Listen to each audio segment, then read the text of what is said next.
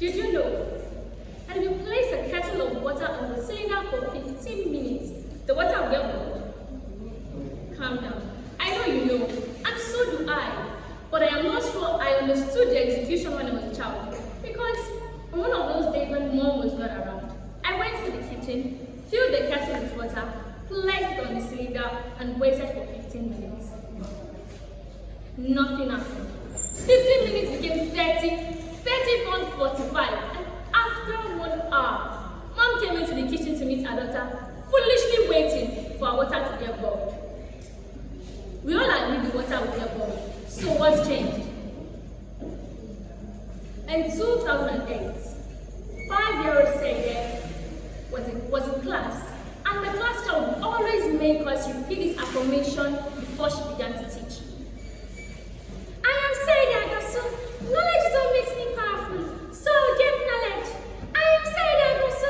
Knowledge is what makes me powerful, so I get knowledge.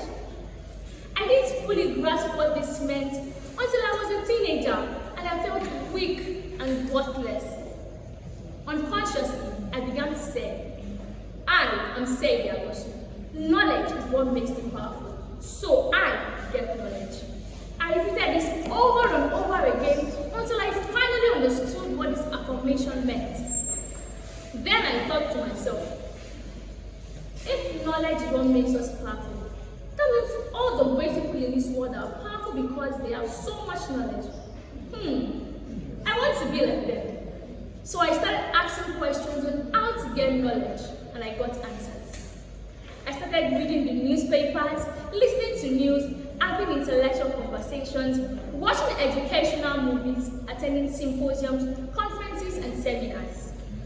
It was a powerful ride indeed, but something felt missing.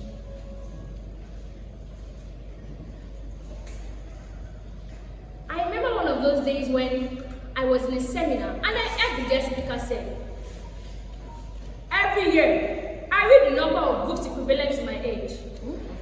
I will be 26 this year and I will read 26 books this year. I have been doing this for the past 10 years and it has helped me a lot. Calm down. Is this play? This is a very old Zobo. So thought doubtful Seide. But optimistic Seide decided to make the impossible possible. Seide, this year you must read 17 books. Since you'll be 17, whether your village people or the devil like it or not, you must do this. I started gathering books from every corner of the earth. I was so excited to start learning. I stopped communicating with people and shut down a lot of activities so that I could read 17 books. Guess what? It took me just 2 months to completely read 17 books from beginning to the end. I felt like a champion. I have power now. But I still do not feel satisfied with this power. I continued reading books, and by the end of the year 2020, I had read 40 books. Yes, 40 full books, though I wasn't 40 yet. I had so much knowledge that I could see where I wanted to be and what I should be doing, though I wasn't doing it. At least not yet. I advised people for my wealth of knowledge. People would come, my friends would come and ask me for knowledge, and I would give them my answers. But something was still missing. This became a bother to me because I am saying there was knowledge is what makes me powerful. I have gotten knowledge, yet I feel so weak. As the reader that I have become, I decided to take it upon myself to find a solution to my problem.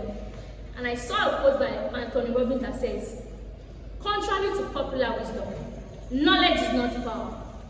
It's potential power. Knowledge is not mastery. Execution is mastery. Execution will trump knowledge every day of the week.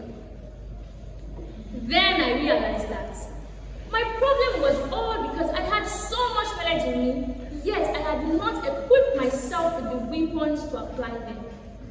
I knew what to do, but I wasn't doing it.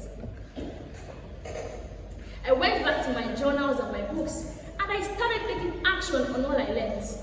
I learned copywriting, so I began to write copies. I learned how to make beats, and I decided to start making beats. I learned to speak publicly, and after speaking to just my WC and my faucet, I decided to finally come open and speak publicly. Then I started a podcast. Seide Agosu. She decided to do all of this because she finally realized that action is what makes her powerful.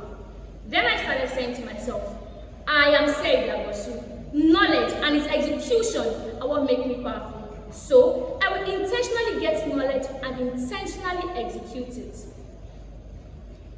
Have you learned makeup artistry? Start doing your makeovers like Katie Glams. Have you learned how to write copies? Start writing copies. Have you learned how to speak publicly? Start speaking now, or just register with ABC Speak Academy.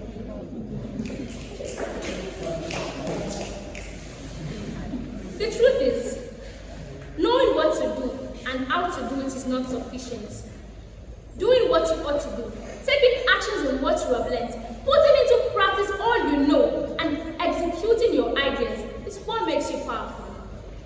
Stop hiding your knowledge, or stop leaving it in your head and waiting for action or waiting for results that will not come to pass.